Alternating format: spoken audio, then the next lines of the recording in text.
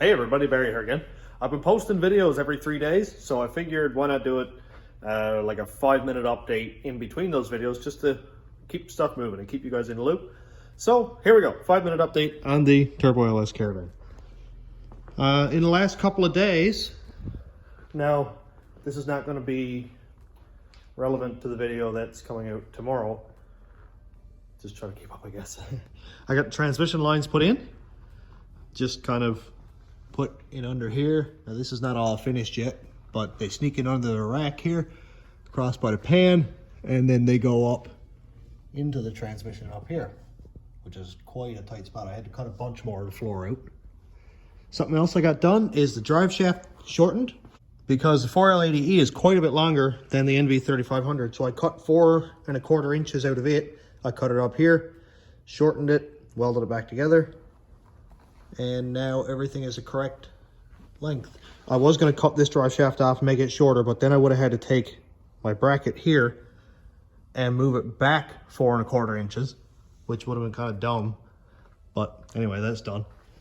So drive shaft is checked off the list. Next thing up, I want to give a huge shout out to Jonathan Wiseman. After my last video, when I said I still need a gas tank, still didn't have anything for it, he messaged me and said, hey man, I got your old fuel cell here. I'm going to bring it out to you. So he came out and dropped it off to me. And this is my old 10-gallon fuel cell. And I think it's going to fit perfect up into the cavity up here. I might have to move a cross member or cut it out a little bit, whatever. But I might even try to see if I can get it to hook up to the fuel nozzle right there, so that I can still use the factory fuel hole up there. And that would be so cool. It'd be so sleeper. And yeah, so this thing is going to work perfect, I think.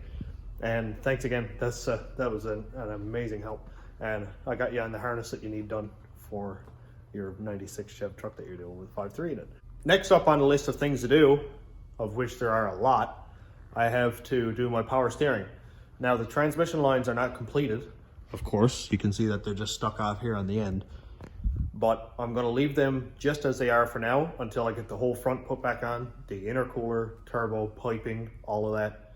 That way I don't run my transmission lines and then it hits the crossover pipe or the oil lines get in the way, something dumb like that. So that can stay just like it is for now. Power steering is next. Because my rack is back there covered up in a rag so it doesn't leak all over the floor, I can bolt on my power steering setup right here and run the lines back by the block, something like that. I had those just done temporarily for the burnout competition, and it just kind of happened that when everything caught fire under the hood, it burned the power steering hoses anyway, so I gotta redo them anyway. Something else that's kind of cool that I think is gonna work awesome is the transmission shift lever.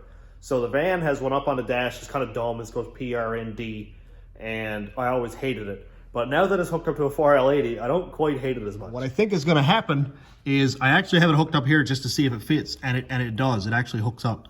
So this one needs to go, like park is here, reverse, neutral, drive, whatever, but it'll actually rotate the wrong way. So I think I'm gonna undo this bracket, flip it upside down up this way, so that the lever pulls on the correct direction, and I can actually use the PRND. I just have to make a bracket to go like from the bell housing up, so it'll hold this in place, because if not, it'll just shorten in length and it won't actually move. And then after that's done, basically it's just bolt everything back on and do the wiring.